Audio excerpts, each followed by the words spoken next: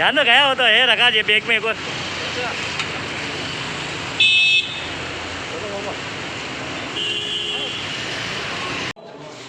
पक्ष चाहता है वहाँ पे होना चाहिए, ये वो बात का विषय है।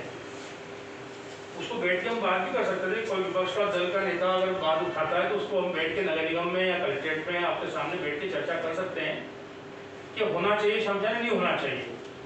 अब एक ऐसा व्यक्ति जो जन प्रतिनिधि के साथ साथ समाज की सेवा में लगा है, कोरोना में सबको पता है कोरोना योद्धा वो असली क्या है। पिछली बार उसने इतना खाना खिलाया लोगों को, या मैं ये नहीं कहता उसे खाना खिलाया तो कोई अपराध करे तो न करे, पर मेरा अनुरोध ये कि किस चीज के लिए। पहले भी सर वहाँ पे तोड़ाफाड़ी की गई थी, तब भी भारतीय जनता पार्टी के नेताओं ने की थी पार्षद के हाथ, उनकी पर कार्रवाई क्यों नहीं हुई सर? शमशान मैं तो बहुत कांग्रेस पार्टी का अध्यक्ष हूँ, साथ कह रहा हूँ, मेरा विषय नहीं है कि शमशान वहाँ हो या ना हो, ये विषय प्रशासनिक है। और सर जहाँ तक मुझे जानकारी है कोर्ट का आदेश आया हुआ है उस मैटर पे। कोर्ट का आदेश किसके फेवर में हुआ उसकी पहले हमको कोर्ट का आदेश जाएंगे कि ना आप जाएंगे। और इस तरीके से एफआईआर दर्ज करके हम भयभीत कर रहे हैं और क्या वातावरण बना रहे हैं सर।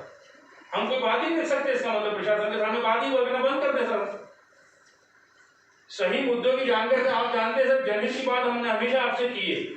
हमारा कौन सा व्यक्तिगत स्वार्थ है? आज तक हम इस केबिन में आए हो कभी हम लोग का मनोज राजा नहीं आया हो, शौकत हुसैन आया हो, चावला जी या जयप्रम आए हो कि ये हमारा काम है, कभी नहीं आता सर। और हम गलत काम करते हैं तो जनहित के मामलों में आते हैं उस पर एफआईआर दर्ज क्यों की जाए? चलिए मैं चेक करवा लेता हूँ। मेरी रिक्वेस्ट सर ये कि इस पे आप जो है पैतृक शमशान है उस गांव का, अब आसपास बस्तियां बस गई है, कॉलोनाइजर ने कॉलोनियां काट दी, तो इसका मतलब ये कि शमशान खत्म कर दें। हिंदुओं के अंदर तिलक नगर के अंदर इतना बड़ा शमशान है, आसपास पूरा रेजिडेंशियल एरिया है। तो ये नगर निगम वालों ने कुछ लोगों कॉलोनाइजर वगैरह वालों को 2-4 लोगों का प्रभावशाली लोगों के आपत्ति पे उस शमशान को तोड़ दिया। अरे वो जो पावड़िया राजस्व ग्राम था और नगर निगम सीमा में थी, उस गांव का वो आदि अनादिकाल से शमशान था, कोई आज का नहीं था।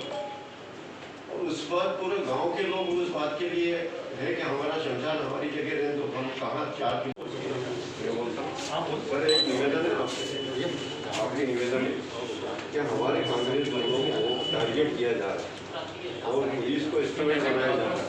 तो ये चीज़ें थोड़ा सा आप भी इंस्ट्रक्शन दे दिए आप सारे पुलिस विभाग के मिनिस्ट्री विभाग को कि कम से कम इस तरीके से द्वेष और जो कार्रवाई कांग्रेस दलों को प्रताड़ित करने की या डराने धमकाने की जा रही है, तो अपना पुलिस बल साधन वो नहीं बने।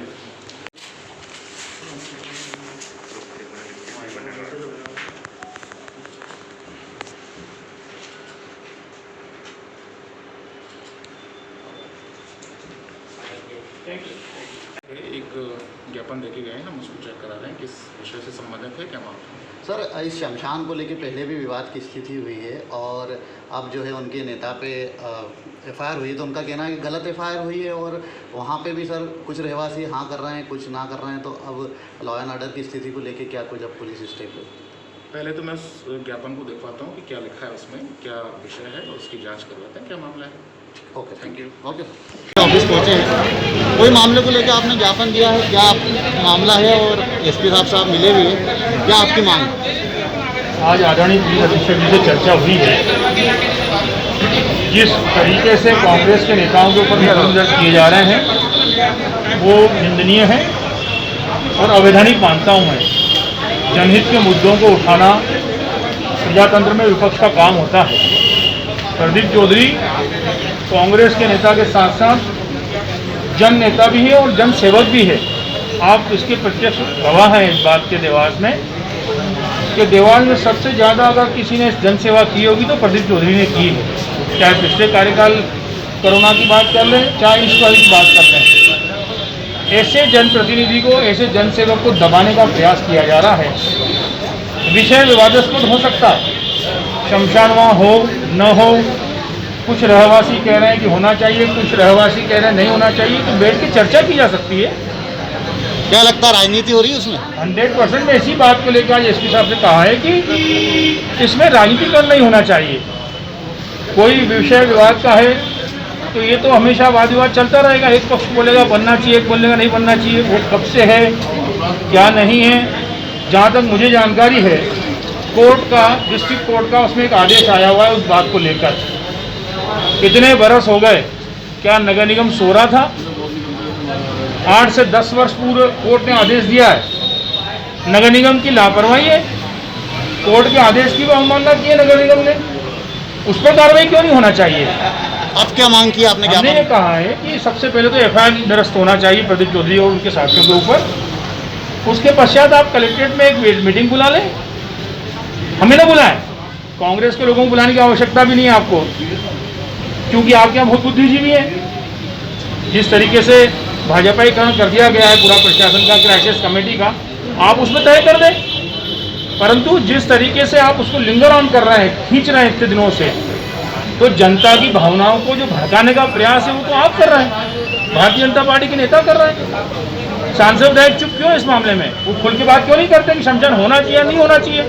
वो बात करें। जनता अगर हमारे पास आएगी तो निश्चित रूप से हम उनको मुद्दों को उठाएंगे।